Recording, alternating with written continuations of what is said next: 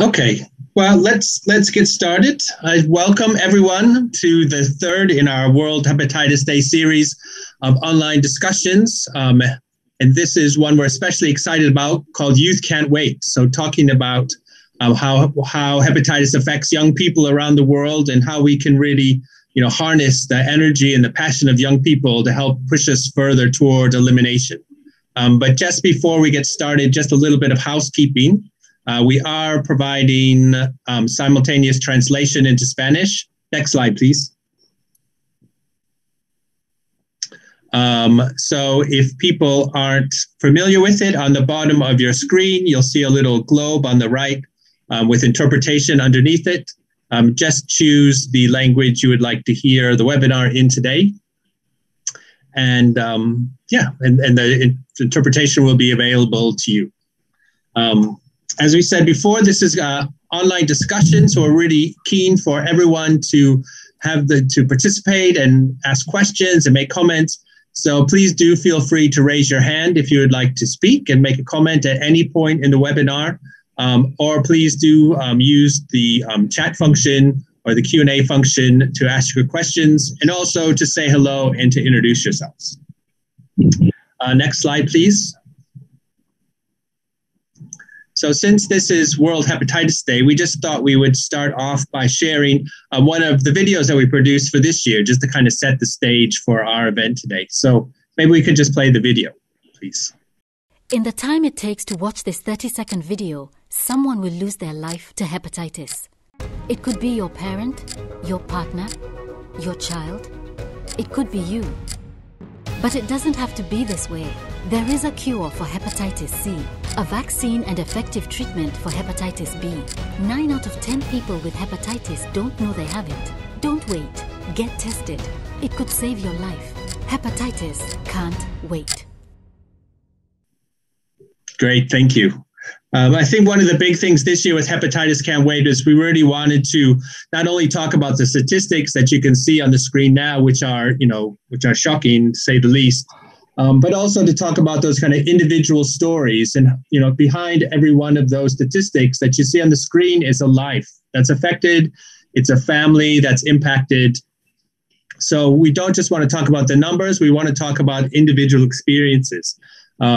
And that's been a really big push for the campaign. And that's really one of the reasons why we wanted to have these kind of discussion series to really kind of go a bit deeper into the topics and not just talk about, bell curves and, cost benefit analysis, and talk about impacts, the impact that it's having on people's lives, and especially on young people, because I think youth in hepatitis elimination is so important, but the voice of youth hasn't been as loud perhaps as it could be. And certainly we can learn a lot from other areas and from other health movements who have really kind of mobilized youth and kind of moved things forward. So today we've got a standing panel from right around the world. Next slide, please. So I'm just going to introduce everyone briefly in alphabetical order. So first we have Hiba Al-Najjar, who is a junior at the University of California, Los Angeles, majoring in molecular cell and developmental biology. And she is also co-chair of Team HBV's National Collegiate Advisory Board. Hiba is committed to supporting those affected by hepatitis B through educational and community-centered outreach, as well as fundraising efforts. Maybe we can turn the slide off just so people can see when I'm introducing. That'd be great. Wale Amayan is trained as a medical doctor and has a master's degree in international public health. He is currently a technical officer on adolescent HIV at the World Health Organization in Geneva. Arafat Wambale is a public health and medical clinical officer who works with the Wera General Hospital and at the Great Lakes Peace Center in Uganda.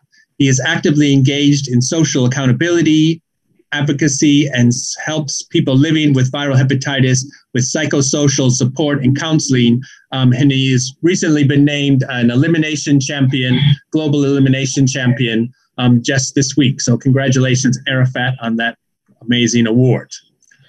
Philippa Easterbrook is a senior scientist in the HIV department at the World Health Organization, where she has coordinated research in the development and implementation of global guidance on many issues, notably on testing and treatment of hepatitis B and C infection, the use of antiretroviral therapy in adults, pregnant women, and children. She holds a degree in medicine from the University of Cambridge and has a Harkness Fellow at Johns Hopkins University. Dr. Manal Al-Said is a professor of pediatrics at the Ain Shams University in Cairo, Egypt. She is the clinical director of the National HCV Pediatric Treatment Program and the director of the Clinical Research Unit and co-supervisor of the Viral Hepatitis Treatment Center at Al Shams University.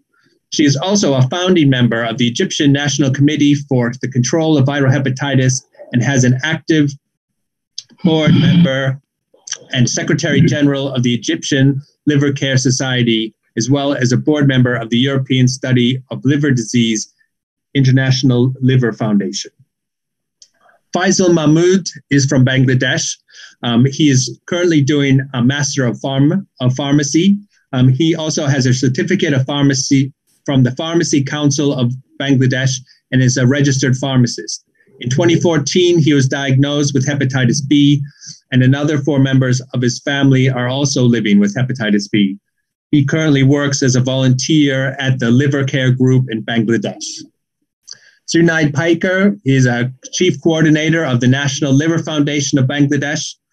He has planned and successfully implemented numerous viral hepatitis awareness events in Bangladesh and has coordinated many innovative events like the No Hep Network, No Hep Cricket, No Hep Drive, No Hep for Rohingya refugees, regional hepatitis days, and viral patients conferences. And last but not least, Ryan Park is a junior studying biomedical computation at Stanford University and uses his position as co-chair of Team HBV to raise awareness about hepatitis B in the Asian and Pacific Islander communities that are so disproportionately affected. Using online lectures, videos, and games, he led the educational campaign that helped educate Hawaii students about COVID-19 and hepatitis B while encouraging them to get vaccinated against both viruses. So as you can see, we stretch right around the world. We have a wide range of experience and expertise. And I think it's going to be a really amazing session, bringing in all of these different points of view around youth and young people living with viral hepatitis. And to really kind of set the stage, I would really like to go to Faisal first. Faisal, could you talk a little bit about your experience of living with hepatitis B and the effect that it's had on your family? Thank you very much. It's been an honor to be here. And you hear me? Yes. Yeah. Yeah. Thank you. As you know, I'm from Bangladesh, and it was 2014 when I was tested positive from hepatitis B. And that time I didn't have that much knowledge about hepatitis B. Neither my family did. So the only thing we know that it's a contagious disease. So the family told me that you should go for isolation because you can spread to other. So I said, okay, if it's dangerous for other, then I should isolate myself. Then doctor said that it's not that type of contagious disease. It's transmitted through blood and serum. And you should just use your own nail cutter and vaccinate your other person of the family. So I vaccinated them at that time. And after that, I start study in Bachelor of Pharmacy. Then it's medical science, so it helps me to know about hepatitis B more. And I explained that then further to my family that what is hepatitis B and what should do, what not to do, and when we should go for diagnosis. And I tell them to spread the awareness of hepatitis B, as my friends are also know about the hepatitis B. So it's I'm pretty lucky that I didn't face that type of discrimination or avoidance from my parents and family. But my society people, the people of Bangladesh, doesn't know that much knowledge about hepatitis B. So I don't express myself as a patient of hepatitis B in public. As, until that time, I mean, until then, my life was pretty good. But when I completed my bachelor degree and went for a job, and the world showed me that this hepatitis B is not just a disease which destroying your liver; it's also destroying your career. When I go for a job after completing my bachelor degree, and that the company select me for 30 days of session training session. They after 28 day they called me for a medical checkup, and they found me as hepatitis B positive, and they disqualified me just because having hepatitis B.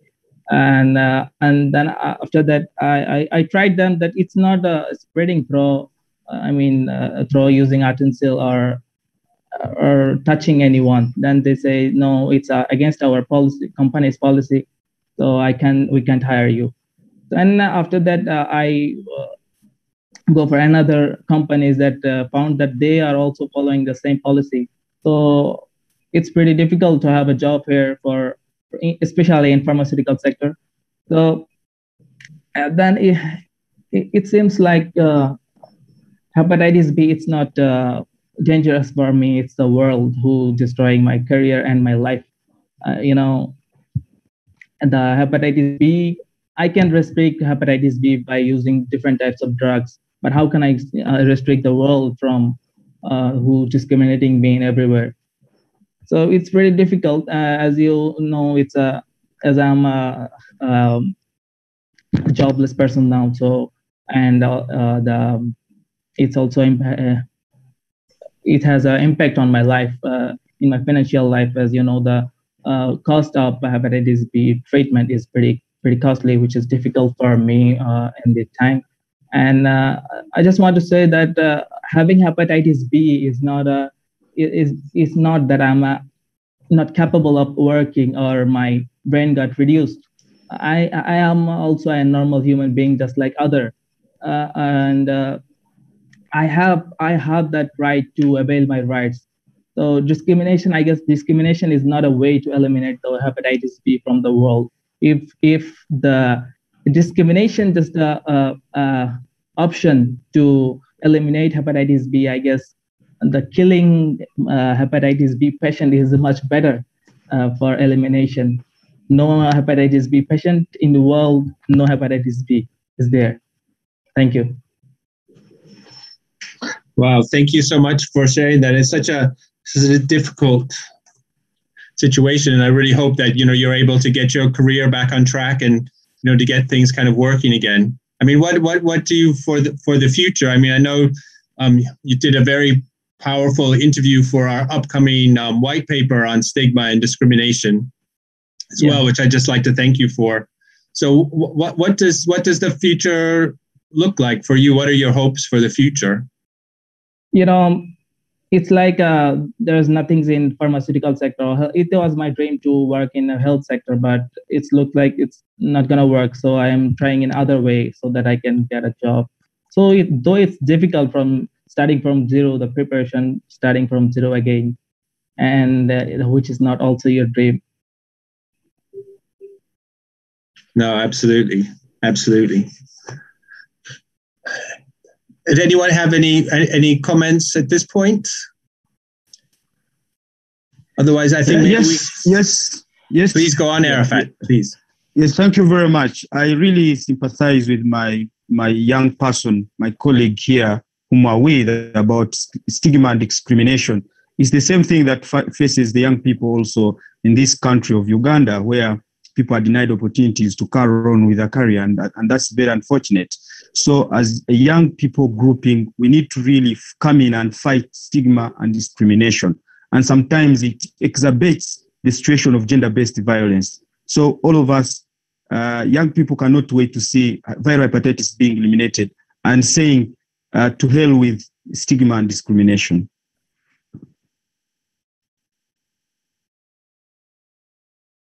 Absolutely. And I think, I think you can't underestimate, the impact that stigma and discrimination has, all around the world. I mean, we did try very hard to get more young people living with viral hepatitis to participate in this webinar, but it was it was impossible at this point. So we hope that this will be a starting point for the Alliance to help kind of empower young people around the world, and to really kind of make change happen. But maybe this is a good time to go to Hiba and Ryan, who are also university students at the moment, and to hear about the work that they're doing in California. Hi, everyone. So I first wanted to thank you for inviting us to speak. We're really honored to be sharing our thoughts on such an important topic today. So just to start, for those of you who may not be familiar, Team HBV is the youth outreach arm of the Asian Liver Center at Stanford. In partnership with numerous other nonprofits, our organization is committed to raising awareness for hepatitis B and especially promoting prevention activities like screenings and health fairs. We have numerous chapters in the United States and internationally consisting of high school and college students that are really dedicated to promoting hepatitis advocacy and making a tangible difference. So the two biggest avenues for youth outreach at Team HBV have been through education and fundraising. So, for example, many Team HBV chapters give presentations on hepatitis B at health fairs on their college campuses or at local off-campus sites. And so they just share information to really dispel any stigma or misinformation. Chapter members also dedicate time to volunteering at hepatitis screening events. And those are especially integral to promoting awareness. In addition, Team HBV members create infographics and social media posts to educate the larger community on topics like how vaccines against hepatitis work or hepatitis prevalence in various different countries. And that's been especially effective during the pandemic, since it's been hard for university students to volunteer at health fairs due to safety concerns. So taking to social media has been a really great way for young adults to make an impact. Something really exciting that Team HBV members were also able to support is a bill called the Hepatitis Screening and Linkage to Care Bill in California. It was recently approved by their Senate Appropriations Committee, and it's just a really great way for health policy to be enacted to help defend and support hepatitis patients. So Team HBV members wrote letters of support to these committees and to the chair of the health committee to really urge them to pass this bill. And it's still well on its way. So in addition to education, fundraising is a really important element of Team HBV's work. In past years, Team HBV chapters across the nation rallied to fundraise for the Myanmar Liver Foundation through on-campus fundraisers. But again, when we shifted to online learning, all of those on-campus fundraisers came to a halt. And what's great about our community of Team HBV members is they always like to seek out creative solutions in the face of an obstacle. And so social media became a really popular means for fundraising. We had these kind of cute, artsy bingo cards that members would post on their social media, and that would encourage their followers to donate and learn more about this cause. And Team HBV was able to raise $1,500 through that to help fund vaccine events and hepatitis screening in Myanmar. This year, Team HBV has been focusing our fundraising efforts in support of another organization, the Vietnam Viral Hepatitis Alliance, or VVHA. VVHA is a US-based nonprofit organization that aims to lessen hepatitis B and C's impact on Vietnam. And so they carry out various different health initiatives, like screening events and promoting hepatitis education. And so something really stellar that happened was this event that one Team HBV chapter designed, and it was a quiz bowl. So they had participants answering trivia questions, and audience members, based on their admission tickets, would be able to be eligible for prizes. And so it had a really great turnout. And what was great about the event was members were able to learn more about this cause that they've been fundraising for, but also promote it to community members outside of Team HBV to increase awareness of VVHA's work and just the importance of hepatitis advocacy. And so through that quiz bowl, they were able to donate $500 to help support VVHA's great work. So really at Team HBV's core is this community of like-minded students that are all passionate about hepatitis outreach and willing to dedicate time and energy to raising awareness for this worthwhile cause. Especially with the Asian Liver Center's support, our organization's impact grows each year and really serves as a testament to the concrete action that young adults are capable of taking in support of those living with hepatitis. And I'll pass it on. Yeah, so adding on to everything that Hiba so eloquently shared, I feel that as youth, we have a lot of enthusiasm and different skill sets, which means we might be better suited to contribute in like different, sometimes unexpected ways. For example, here we are in the middle of a pandemic. And I remember in the beginning, we were the ones running the Zoom meetings and teaching our elder peers how to use the meeting controls. And here at Team HBV, we're actually able to coordinate a 2-day online conference last year titled The Future of Healthcare in the Digital Age. We were very fortunate to be able to recruit professors from Harvard, Stanford, UCSF, who are all on the cutting edge of advancements related to hepatitis and liver health. But we also used a different approach to outreach, such as having TikTok influencers publicize our conference. And this really allowed us to reach our target audience and have over 200 college students sign up to attend our conference. So in addition to finding roles that suit our skill sets, I think that as youth, we are well positioned to bring new perspectives and create change in our hometowns and the areas we grew up in and have a connection to. So I was born and raised in Hawaii, where we are the only majority minority state in the US, which is definitely awesome. But our huge immigrant population also means that we have very high rates of hepatitis infection.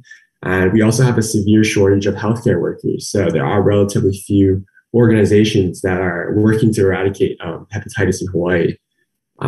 So growing up, I could see all of this playing out. So when the pandemic hit, I took the opportunity to create a series of presentations with fun interactive games like Jeopardy and Kahoot to help educate students in Hawaii about both COVID and hepatitis. And we, of course, encourage them to get tested and vaccinated against both viruses. I also started a nonprofit called Aloha, Not Corona, a group of 30 college students who volunteer their time offering free online tutoring sessions for students impacted by the COVID shutdowns. And we also partnered with Hep Free Hawaii and Team HBV, and we're able to help teachers who are scrambling to create online lesson plans, and they instead use our materials. And as a result, we're able to reach over 1,000 students directly, and many more visited our website and watched our YouTube videos that were circulated by Hep B United. Today, I'm continuing to work in Hawaii on developing culturally sensitive educational materials for our Native Hawaiian and Pacific Islander populations. And at Team HBV, as Hippo said, we're continuing to coordinate with all of our amazing college chapters and our enthusiastic student members. And we're planning this year's conference, which will be on global health and outreach post-pandemic. So if you'd like to join or you know any college-age students, we'd love to see them there. That's excellent. I mean, it's great to hear about all the kind of creative solutions that you guys are doing. We actually have a TikTok concept for Hep Can't Wait that we're going to ask you about, Ryan, and see if we can get to happen, because we're kind of excited about it, but we don't need someone to really help make it happen. But it's great. And I think Hawaii is very lucky to have people like you and everyone at Hep Free Hawaii working so hard there. I mean, you guys are really inspirational people. So thank you very much, both you and Hibba, for bringing your story today. I noticed that James has his hand up. James, would you like to make a comment or ask a question? Okay. You just unmute, sorry. Okay, my name is James Igage. I work with the Nigerian network of people who use drugs. And also I'm a youth leader and a survivor of hepatitis C virus. And I'm so happy being part of it as a young person, as a young key population person. So I represent the young key population community of persons who use and inject drugs. One of the questions I want to ask here is Nigeria currently now, we've brought up the issue of hepatitis. We have a very strong data of over 20 million persons in Nigeria living with hepatitis out of 200 million. It's really a great number. The challenge we're having currently is area of testing, access to testing, access to vaccination, and access to treatment. And young people do not even know anything much about hepatitis. I think more is talked about HIV. And there's also stigma associated with discussing issues of hepatitis in Nigeria among young people. I want to ask a question to the panelists here. As a young person who is a survivor, which is I've been having difficulty. Like Wednesday now, we're going to be having the World Hepatitis Day.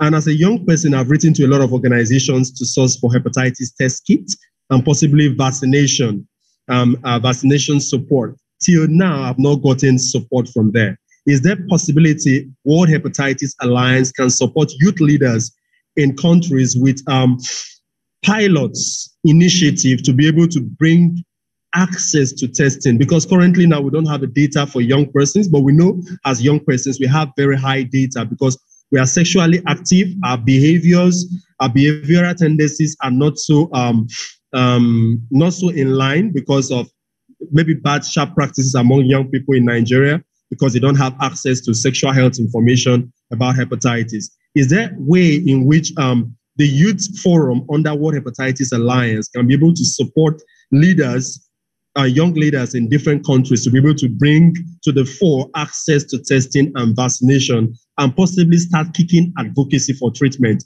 with our data, with a pilot data from the testing support services? Thank you.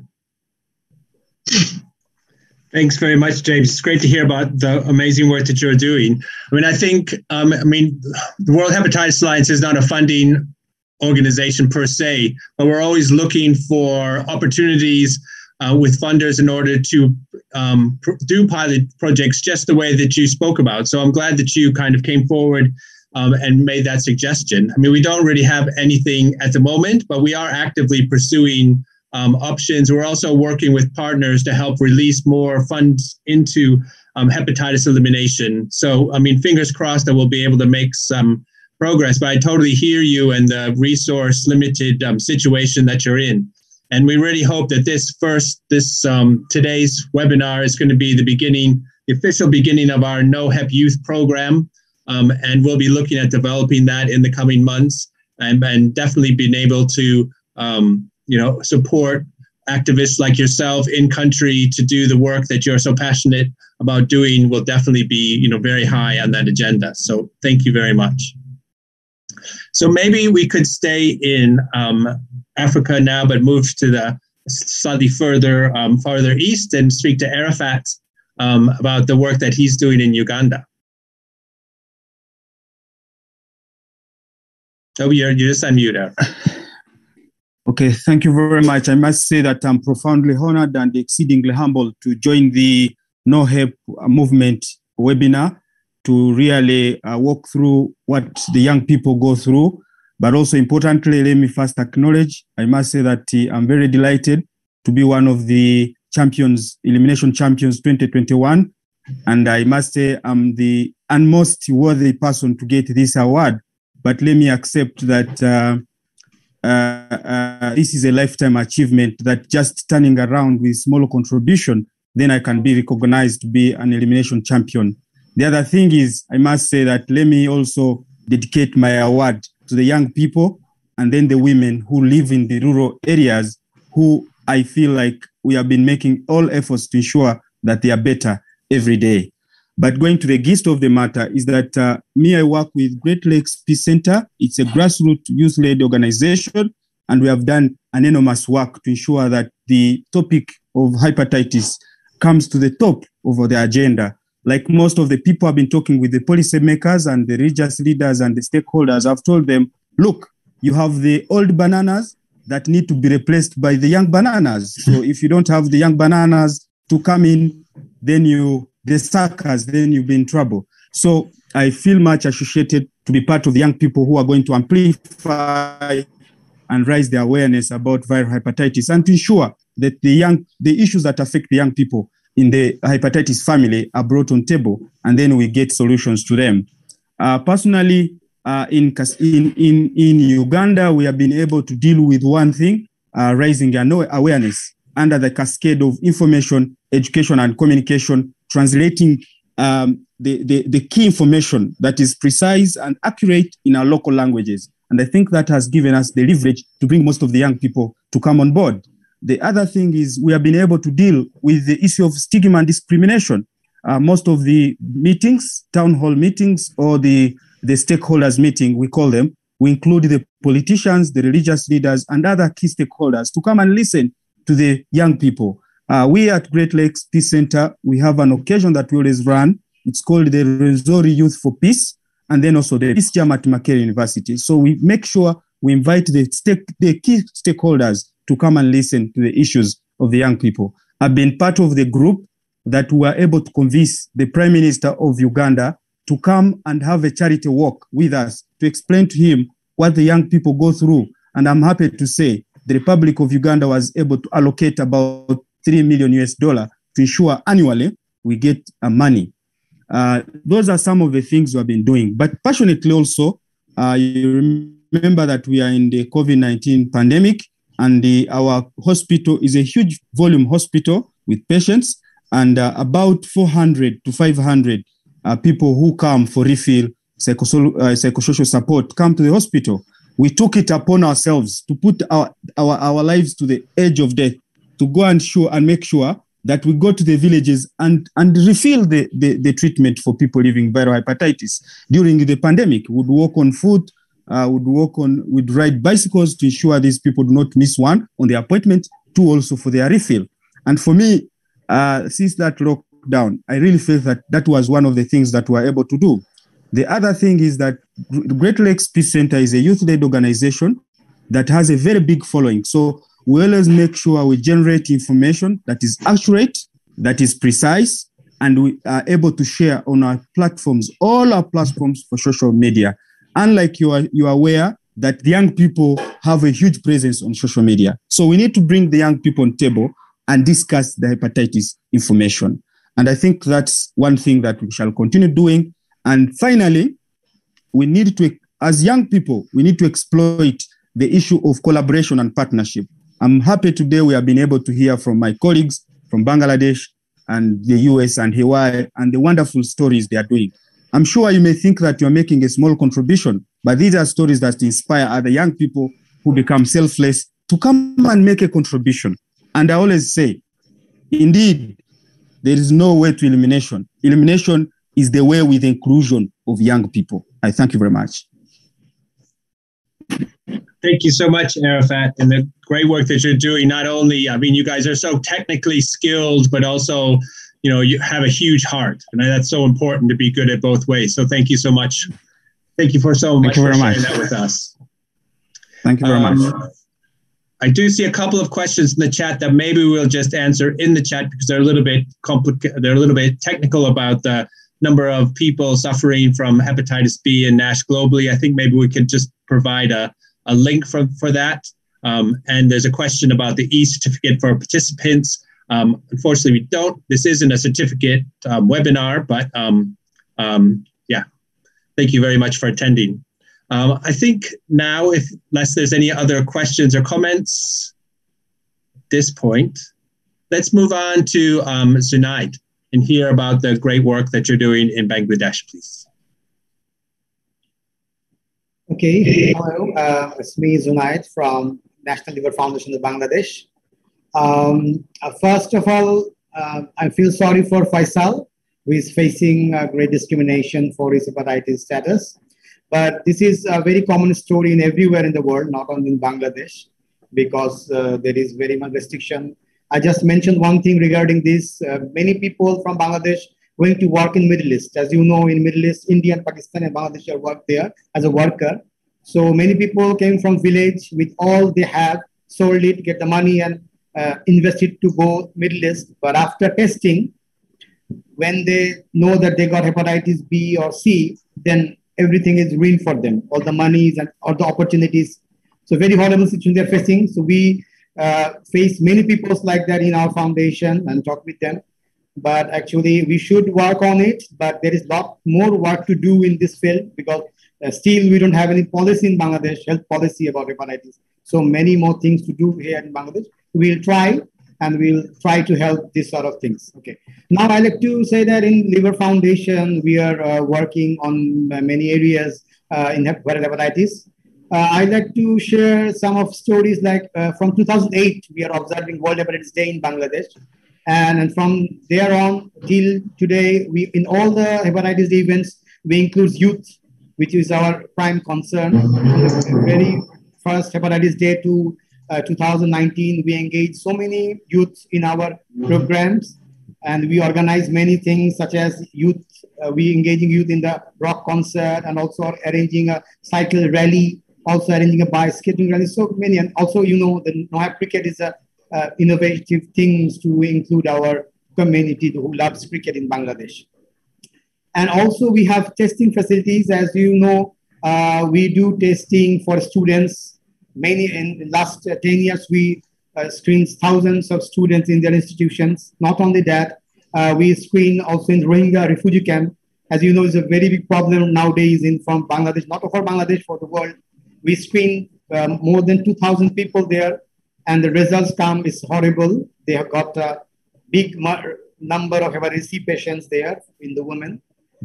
So we got this also. And also we have a vaccination program for orphan children who lived in government children's homes throughout our country. So already 6,000 plus orphan children got vaccinated from our foundation. And in treatment part, we have a consultation center. The patients come and we give them the consultation about B, also testing facilities. And now in COVID situation, we also give online support, consultation support to them because there is lockdowns and restrictions on movement. So we do it online. And not only that, we arrange patient conferences, which is new in Bangladesh. Because as you know, the patient is too many patients in the country, but the hepatologists and gastroenterologists is very limited in our country. So we arrange a patient conference with all the top doctors of the country who treat hepatitis. And this is a good initiative because hundreds of people attended that programs and they benefited from it. And then in advocacy part, yes, we have tried to engage many people from government and from WHO and from the people who can make change in our hepatitis day programs also. And also we do roundtables to engage them and give them the information, what is the situation, what we should do to eradicate hepatitis. And another thing is, I just missed that we have a Zakat fund, which is a Zakat fund. We treat free hepatitis B and C patients who is under 30 years old and underprivileged also. So this is also a part of our youth. We are concerned of youth and treat them for hepatitis B and C, which is ongoing. We already treat 153 patients, and this year we include another 70. And now we are in lockdown. So after lockdown, we will start their treatment also. So this is it. This is what we do in Bangladesh and including youth. And this year we have a great news to share. We engage Bangladesh Medical Students Society. We have a big number of students are included here from around the country. So we engage them with our hepatitis day programs. Already we have a youth can't wait Bangladesh webinar with them. We post posters to their institutions. Already we send them all the Hep Can't Wait posters. And I think in the end of this month, we also do a workshop with their students to teach them how to test. how to test hepatitis B and C. So this is all about. And yes, definitely, youth is a must to actually reach our goals. Without inclusion of youth, we can't reach there. And I'm sure Hepatitis Alliance is looking forward to engage youth in future events. And I'm lucky enough to be with them on this initiative. Thank you all. Thank you so much. I mean, you guys do such creative things. It's always one of the favorite moments in the office when we see what you guys are doing for World Hepatitis Day or for other events. And it's incredible, really. So thank you so much for all of that terrific work that you're doing. Thank you. Manal, please. Trying to, yeah, I'm there mute. You go. Thank you very much. That's really fantastic, and I've heard brilliant work and ideas. One comment about the GCC area where they prevent people from working there if they are hepatitis positive. They test them, and it's not only this, but if somebody was discovered later, they are deported immediately from the country, and they are not treated. They are not put under the umbrella of treatment within this country. And this has been discussed extensively because lots of Egyptians has been exposed to this with ministers of foreign affairs in the Arab League, but unfortunately, we never managed to convince them that discrimination here is improper and this should not be done. And I think there is a lot of work that needs to be done through international organizations, including the World Hepatitis Alliance, to prevent this kind of discrimination, because this is. I think it's not acceptable. And I think Philippa would agree as well. Philippa. Well, thank you for all this sort of great contributions. And I love the young bananas. I'm going to borrow that from Arafat. But just to follow on from Manal's comments and Faisal's very sort of moving account of his experience. We've lived with this Hep B screening and discrimination in the workplace for far too long. And I know that, Manal and others in Egypt, this has been sort of taken forward at a high level. But this is not evidence-based. It is unnecessary and it is inappropriate.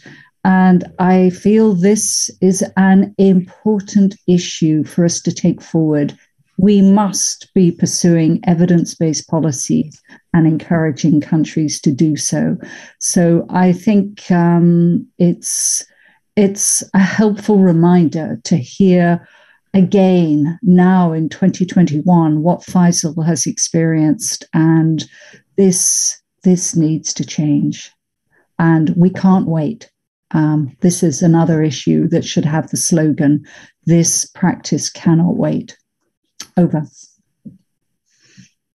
Absolutely. And as I mentioned before, we're currently developing a white paper on stigma and discrimination around the world, which will have policy recommendations.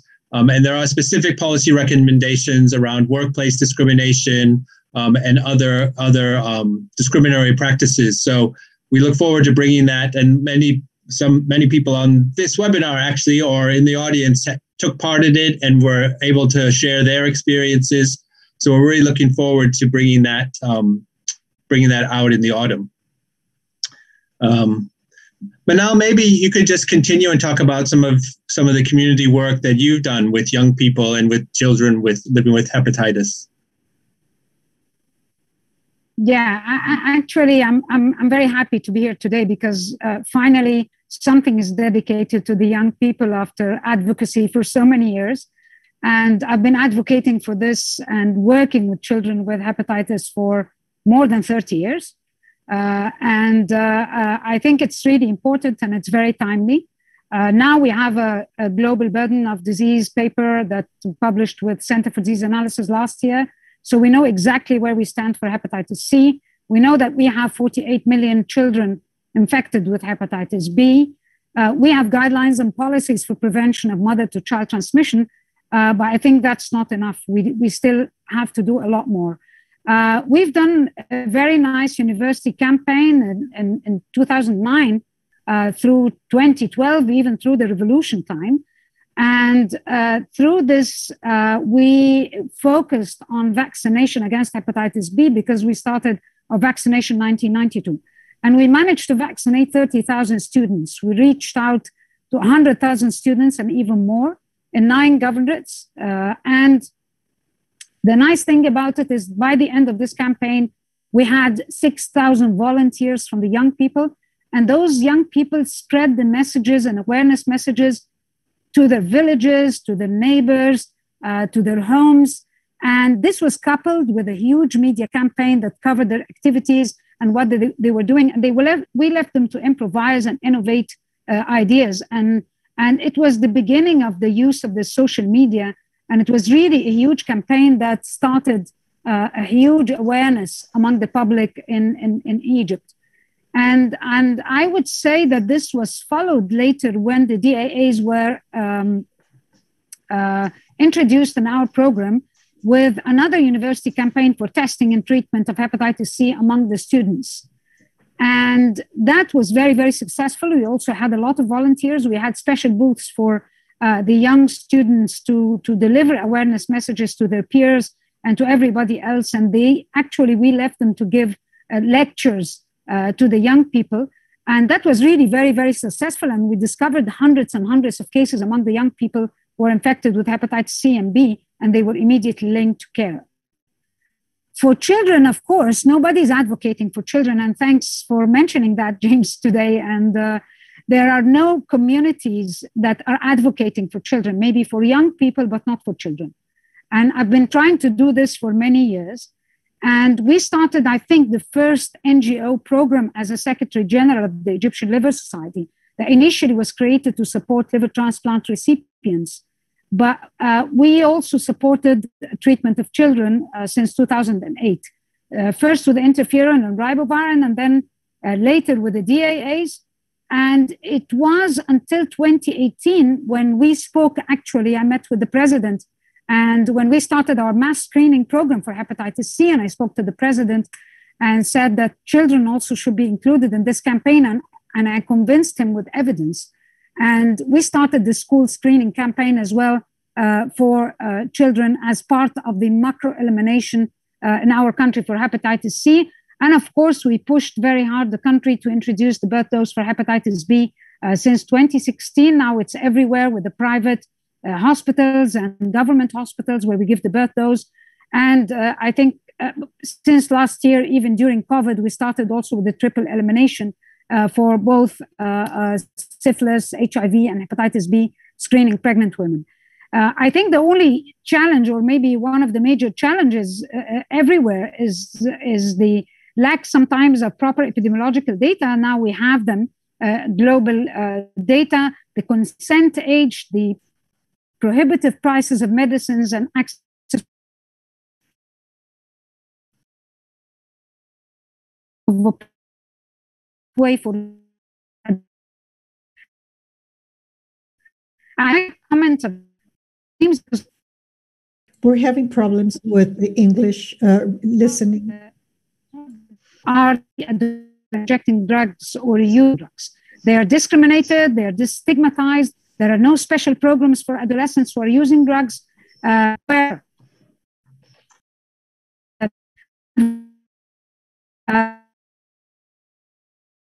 Sorry, we lost the sound.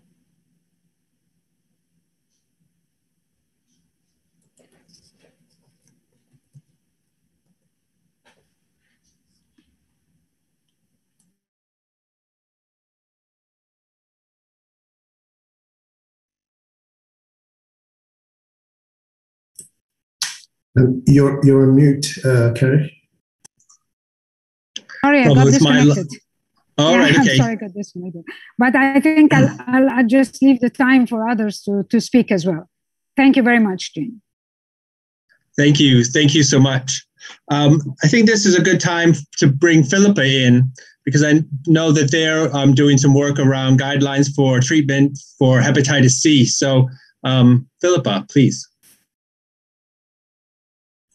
Thanks so much, Kerry, and thanks for the sort of the good lead-in from Manal and demonstrating that in Egypt they always do very innovative things, but on a massive scale. And I think the demonstration of the school-based screening is a very helpful and tangible approach to promoting access to diagnosis, which is incredibly important. I think Manal has also flagged, another huge skill of the young bananas, which is to mobilize an army, to bring people out.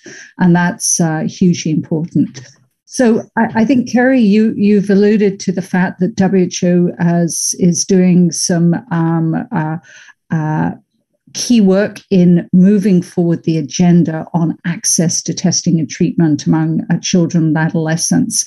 And I think, as Manal has said, all the focus, particularly for hepatitis C and for hepatitis B, has really been on the adults, who, in fairness, bear the greatest burden of mortality and morbidity and illness due to chronic liver disease. And there really has been very little attention until recently about testing and treatment in children. There's much less evidence and much less research, but nevertheless, it is very important. As Manal said, we've got 3.3 million Hep C infected children and adolescents, and almost twice that number with hepatitis B. And 23 countries account for 80% of this global burden. And just 4 countries, Pakistan, China, India, and Nigeria, account for 50%. And half of these are among adolescents. So the adolescents and children are a very important part of the global elimination response. And we really need to learn from HIV where our children were left behind in the HIV response and the scale up of ART. And we've got many things on our side. We've got for hepatitis C a short course cure that's highly effective and well tolerated. And even though there's not the mortality or the chronic liver disease in the children and the adolescents, we have the opportunity to treat and prevent and cure in the case of hepatitis C and allow a quality of life free of liver disease by treating early. I think there is now some exciting new opportunities. In the 2018 guidelines, we made a big leap forward. We were able to recommend for adults treat all, regardless of stage of disease, and using just 3 pan-genotypic regimens that covered all the strains for hepatitis C. And we had a special section on treatment in adolescents and children, but there was still relatively few drugs available. So we made recommendations for 2 of them because those were the only ones that had approval from the regulatory authorities at the time. And we recommended not yet treating for hepatitis C, those less than 12 years. But there's been real progress made since then. There's now the same regimens that have been used and approved in adults have now got regulatory approval from FDA and EMA for treatment in adolescents about a year ago. And just a month ago, right down to the age of 3 years. This is a major milestone because this offers markedly improved simplicity in procurement. And although the younger children will need a lower dose and a different formulation, but for the majority of adolescents and those above 12 years, they can use the adult dose. So what next? What next is that we now are moving forward with new treatment guidelines for WHO, and other professional societies are also doing so we can extend the treat all to adults, adolescents, and children down to 3 years, regardless of stage of disease. And this will then really allow countries to include this in their national guidelines. But making the treatment available is only half the story. And we need to find the cases. So we need to implement a much more proactive and systematic approach to testing among adolescents and children. And at the moment, very few are being tested. We do have already recommendations saying that any children, the offspring of Hep C positive parents, and the same for hepatitis B, should all be tested. Where hepatitis suspected, should all be tested for Hep C and B. And of course, anywhere there's high-risk behaviors as well, injecting drugs, sharing needles, or young men who have sex with men. And then national programs need to then adopt these policies. We did a review of national policies back in 2019 and found that 60% of the 122 countries that had policies on Hep B and C, none had any policy recommendations for testing and treatment in children and adolescents. And those that did were mainly high and middle and upper middle income countries, and in Europe in particular. And still, many of them were recommending old regimens, not the new DAs. So much to be done. And we mustn't forget about hepatitis B and updating these guidelines. And the prevention of mother-to-child transmission. We have new guidance and recommendations on how to really optimize prevention so that we stop children becoming infected. And then finally, continued advocacy, just like this event, and looking to you, the young bananas, for your energy, your good ideas, and how we can galvanize a global movement and have countries ensure that they adopt the global policies and have national policies in testing and treatment. Thanks. Thank you so much, Philippa. And I think there is a lot that we can learn from other movements where youth and young people really play a key role. And maybe at this point we could bring in Wale, also from WHO, who works in the area of HIV. About maybe you could give us some insights about putting youth and young people at the center of a response like hepatitis.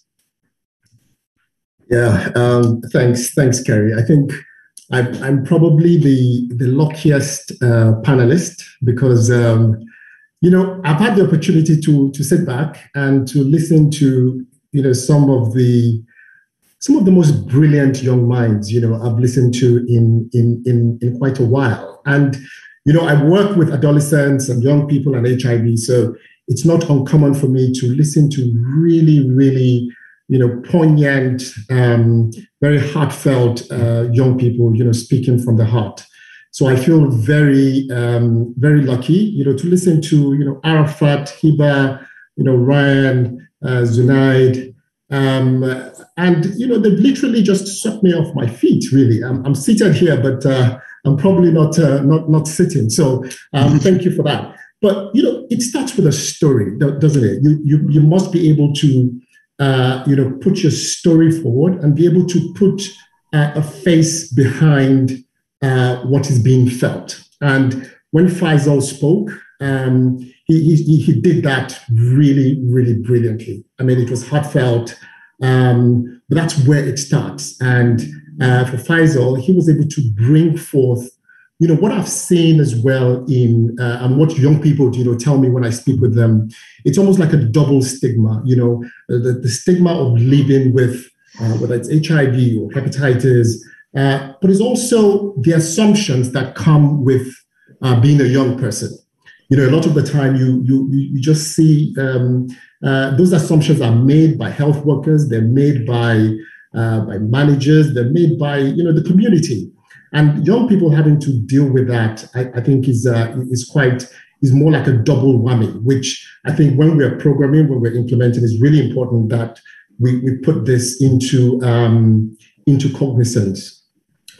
Just before I speak, I wanted to just say that all of the really brilliant things being done by Arafat and Iba and Rian, one thing that really strikes as well is that young people, the question to ask is, are young people being compensated for the time and the energy and the innovation that they bring to the work and to the work that we do? Oftentimes, the answer is no. Oftentimes we say that, okay, because they're young, just sort of work for free. This mentality of working for free or working for very little, it's something that, currently we're trying to work towards and to change where I work. to start with, I think it's also important to talk about, why we do what we do. Why are we saying young people cannot wait? Why are we, saying they have to be at the center of the response? I think this is important because oftentimes, if we don't address that, we come up with tokenism, this sort of, let's just do it because it feels nice, or let's put them as an add-on. But that is completely wrong because two things. First of all, there is a growing body of evidence now that shows that when young people are involved and are put at the center of, programs and the responses, it's usually for the better. There is better outcomes. There are better programs, better implementation, across board. So that's the first thing. The second thing is that it's a right. This is not an afterthought. This is not something that should come as an add-on, like I said. It's actually supported by international conventions. We know of the Convention of the Rights of the Child and Adolescent. We must be able to ensure that we have that at the back of our minds. Going further, one of the things I wanted to talk about as well is in putting young people at the center, we must make sure that we do it, across board and across the cascade. Sometimes what happens is that we sort of, again, because of some of the things that Faisal and Ryan spoke about, we sort of assume that young people, shouldn't be involved in, sometimes, research or guidelines or planning, but that's actually wrong because all through from the inception, from planning, from designing, research and guidelines, it's really important to be able to have young people, and Philippa, spoke about the guidelines. We have to have, young people, contributing, leading, especially aspects that relate to them. And we have a great example, just recently at WHO, we have come up with one of the most, well, according to people that I've spoken to, one of the most probably groundbreaking recommendations when it comes to interventions for young people, and that is providing mental health interventions and psychosocial support for young people. That has just passed in the last month. And what has happened with this recommendation, even though, for many of you who are involved with WHO guidelines, it's a very thorough, maybe sometimes painstaking process, you have to go through it really, really thoroughly. And in making that recommendation, we had young people, right in the guideline development groups. We're looking at the research together. We're doing the surveys and the values and preferences. Then they're actually presenting, to global stakeholders on what they want. So I think that's really important that in putting them at the center, it has to be not just what we want. It is actually, all through the cascade of our response. Secondly, is now when it comes to implementation, and there's so much I can say about this. There is, in 2019, WHO produced a document which we called Moving from Theory to Practice, how young people, not just how young people can, but how young people have been leading the response to provide better care.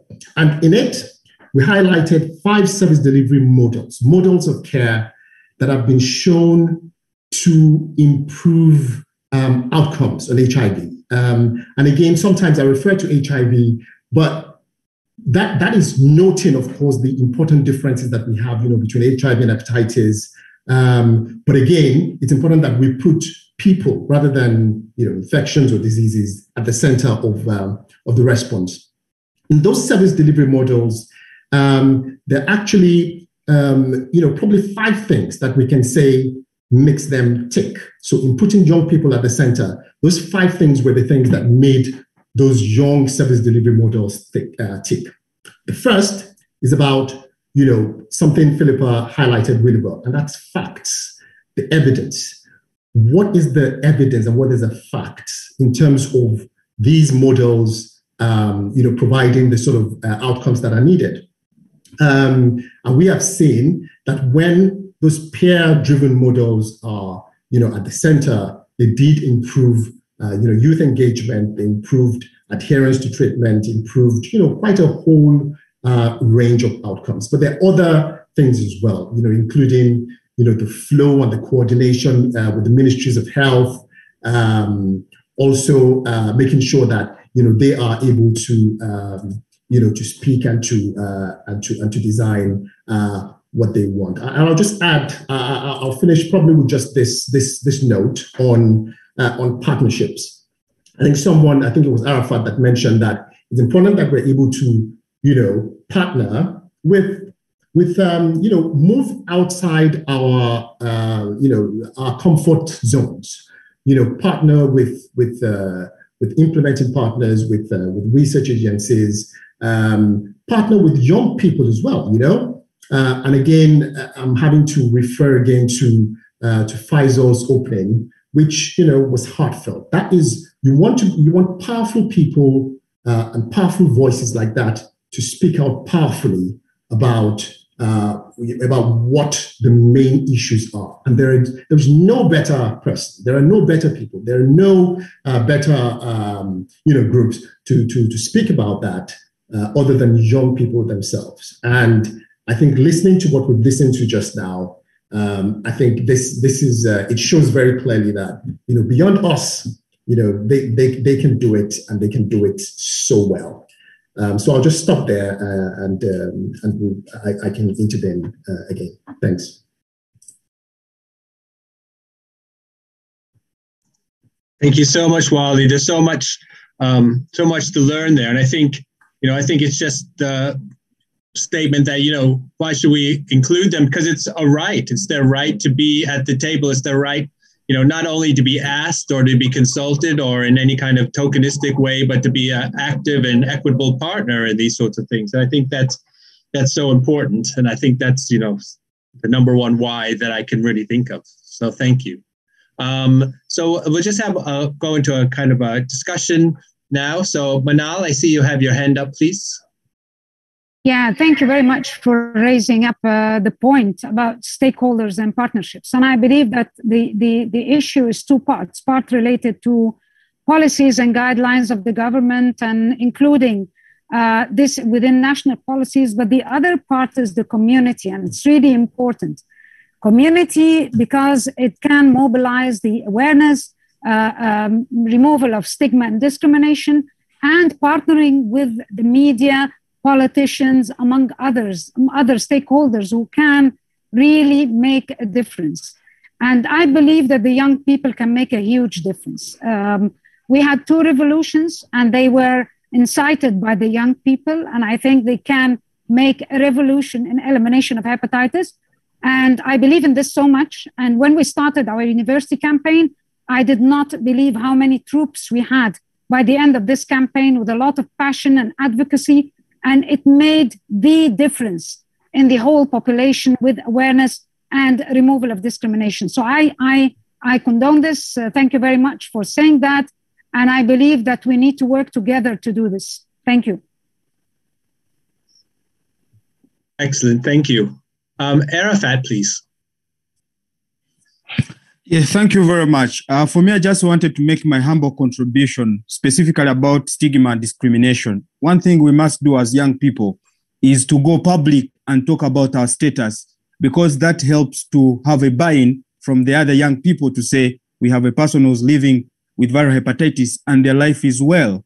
The other important thing, I just want to reiterate our earlier conversation, that it's very important for us as young people from Uganda to keep benchmarking on what the people in Bangladesh are doing through our No Hep movement. We should continue the conversation going so that we see the innovation and innovations which have been brought on board.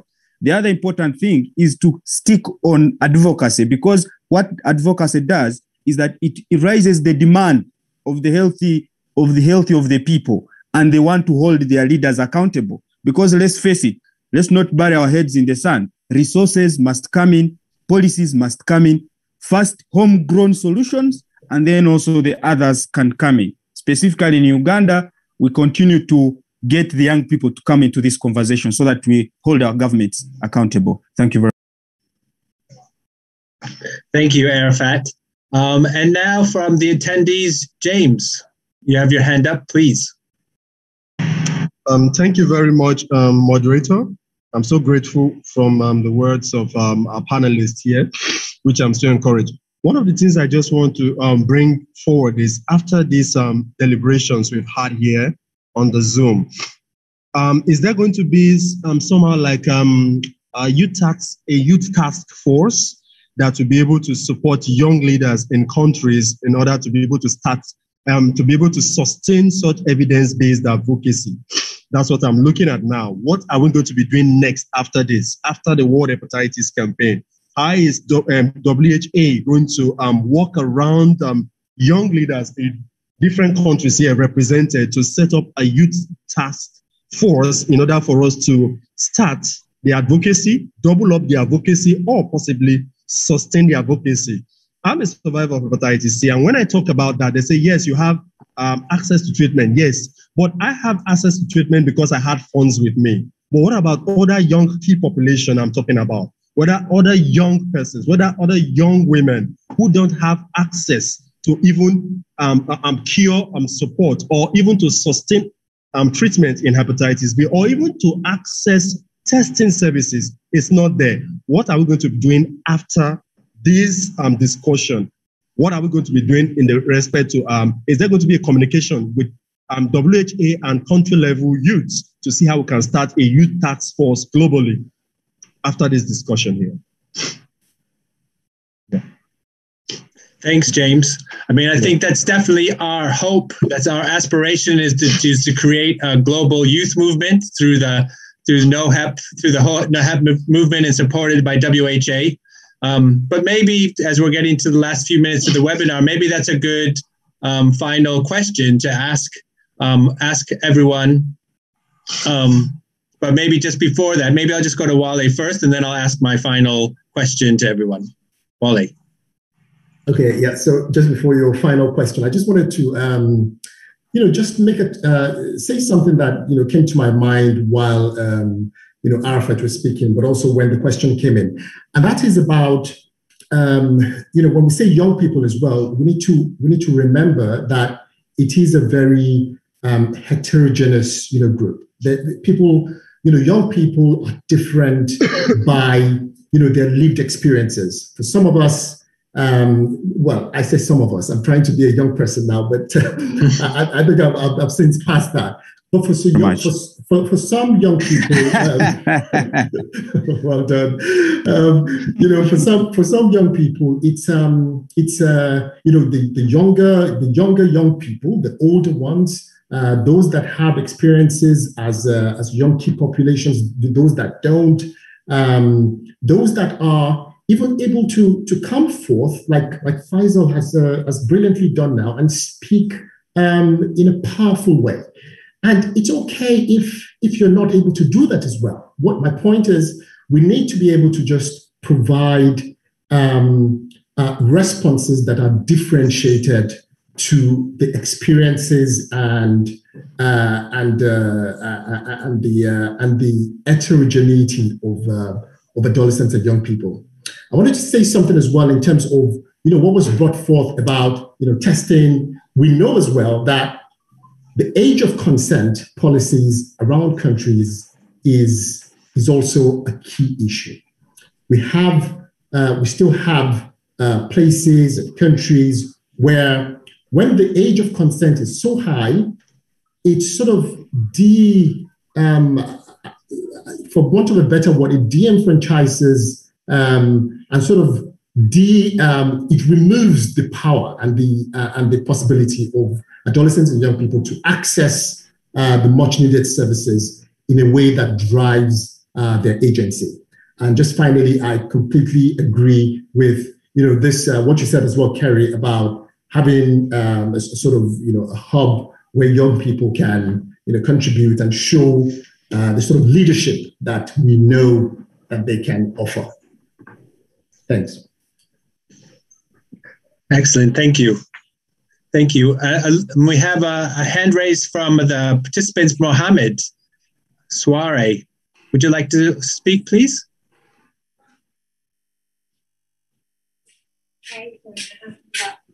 Good afternoon, all, and I do appreciate all of you for this webinar. I think it's a great deal for us as young people to be involved into it and see how best we can advocate on our behalf. In my country, Sierra Leone to be specific, and where I find myself currently, Kono, most of the cases we have, for especially hepatitis B, are young people. And if you want to do a follow-up on those patients, 70% of the patients will not be coming to the clinic because the kind of care we are giving, for example, in Kono, if young people are ashamed of going together with adults in terms of getting the medical service. For example, you have a clinic or you have a general hospital. There is no particular hospital set up for that can care or that can talk about hepatitis. Other people are going there with some other conditions.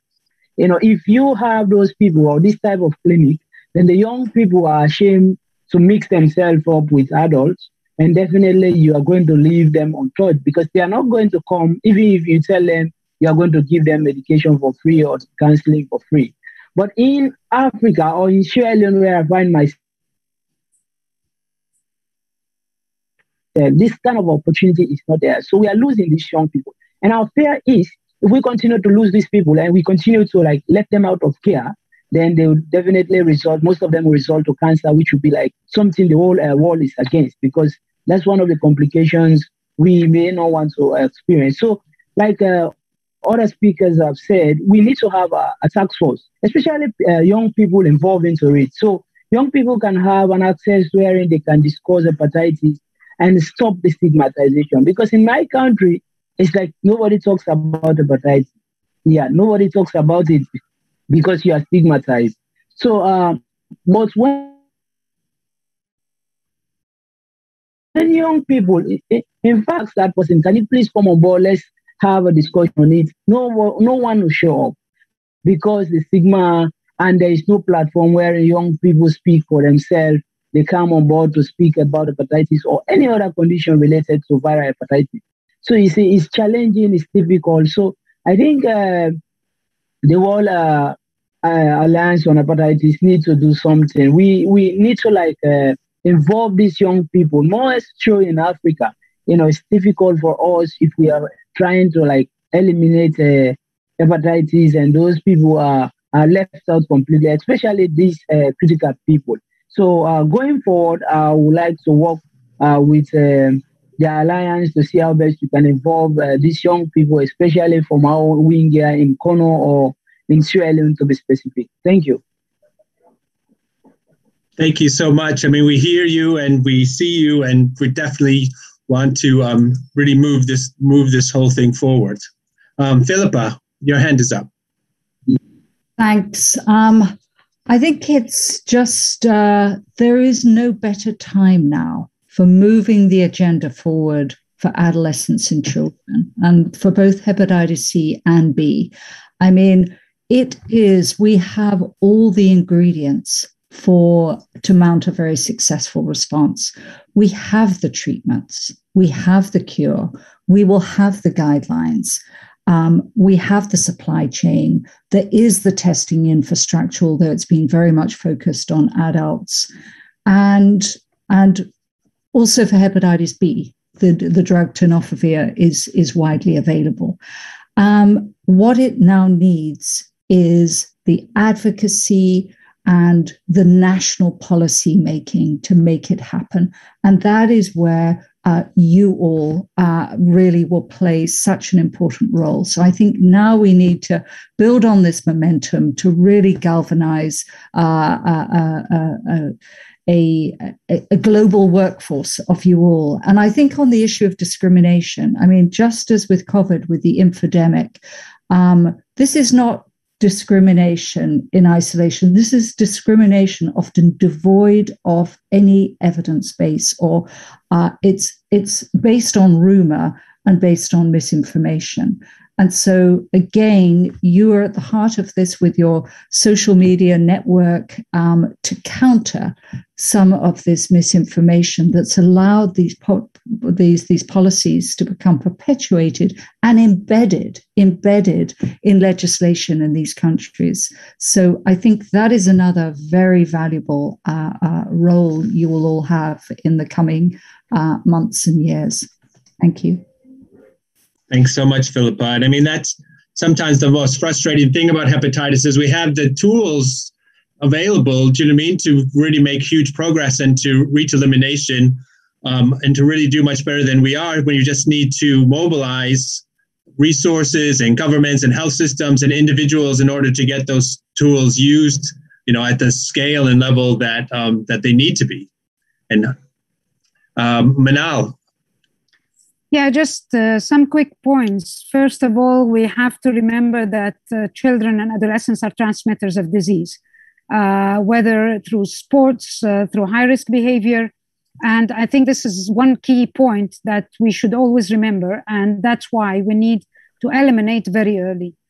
And another point is, and we've proved that by research, a lot of research studies showing that when you cure a child who's infected, you improve his school performance, his mental performance, his sports performance, which is really important. We are stealing their lives if we don't treat them early. They don't live a normal, healthy life, whether they are children or adolescents. We forget about this, and the politicians forget about this. And these are things that should be always remembered.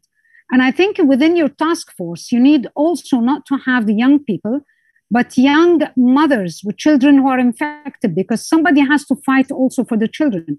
We've been fighting for children for many, many years, but we need children who are infected, who are affected by the virus, and mothers who are living with children who are infected within this task force.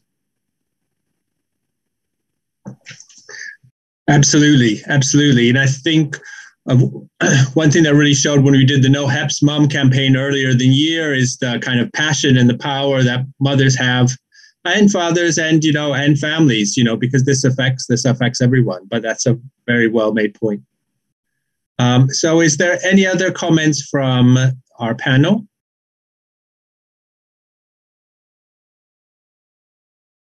I did have a question, but I think you all kind of spoke so eloquently. But it was just going to be, what's one thing that we can do now? What's the next step forward in creating this kind of global youth movement? And we're just wondering if the panelists have any suggestions, or maybe the next step that you guys are going to take within your own countries and communities to move forward. Kerry, for me, moving forward, I think that one is that as panelists, as young people, we must be connected as the first thing, and then we can be able to benchmark the work we have been able to do. Then two is that definitely you need to support us in terms of content generation, and sometimes we shall need to be publishing through your like WHA site or corner, where the young people content can always be available for other people to be reading, so that they understand what is taking place. The other thing is that maybe when time allows, or when the world tries to stabilize, we shall definitely need to have a working group with the young people, so that physically we can be able to meet, incubate, innovate ideas moving forward. And then also importantly, I think Manal raises an important issue of the mothers who live with viral hepatitis who are young. There are mothers who are young, and then also these ones we need to bring them in so that we re-energize our efforts. May peace break out upon all of us. Thank you, Arafat. Manal, your hand is raised. Yeah, just one suggestion. Maybe the World Hepatitis Alliance can help with having somebody who does some interviews about successful models, and those models can be written and shared with others, because these might give some ideas for others of what to do and where to start. Thank you. All really great ideas. Wale. No, actually, what Manal was going to say is what Malala said is what I was going to say. So I completely agree with that. I think something we need as well is now to as well identify put our best foot forward. Let's identify our most powerful, our most important, our most eloquent, the best change agents. Where are they? Let's bring them all together. And, when they are together, they can, their output can be a true reflection of their individual sort of efforts. So that's one. The second thing is, we need now to turn up the volume. There is a lot that everyone is saying, youth can't wait, HEP can't wait. I think that is a powerful message. It's catchy, it's poignant, it goes right to the heart of the message. But right now, we need to now turn up the volume in a way that has never been done before. Let everyone be hearing it, from far and wide, is what I would add. Great. Thanks. Thank you very much. And I think we're very excited that HEP Can't Wait is not just going to be our theme for World Hepatitis Day, but it's going to be an ongoing campaign for the next 24 months, because there's so many messages that have to be told in so many ways that we can use the messaging and the campaign and the momentum that we've started now for World Hepatitis Day. So, please keep a lookout for HEP Can't Wait going on from today. And hopefully we can build on all of these things and the great discussions that we've had today. Mohammed, I noticed you have your hand up, so I'm going to give you the final word.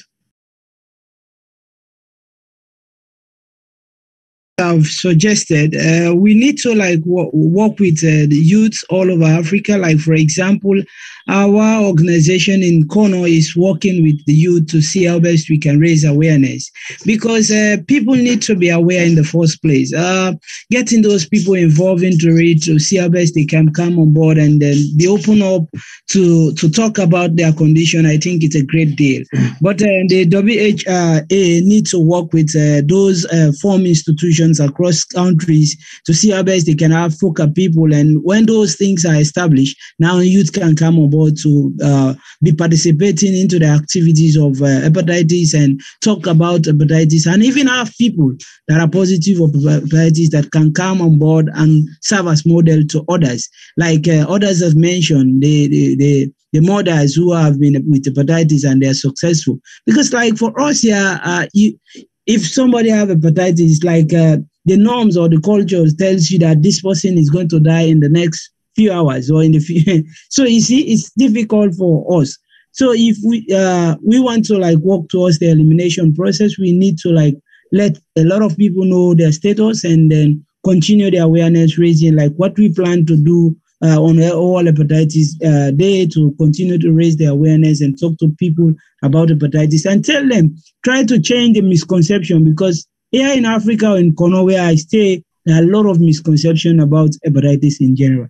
So going forward, we may like to work with the WHA to see how best we can continue this advocacy and talk to our people about hepatitis in general. Thank you. Thank you so much. So we have come to the end of our time, and it's been such an amazing 90 minutes. It's even hard to kind of summarize it. I mean, we started out with Faisal telling about his story of living with viral hepatitis and really talking about that, that society and stigma was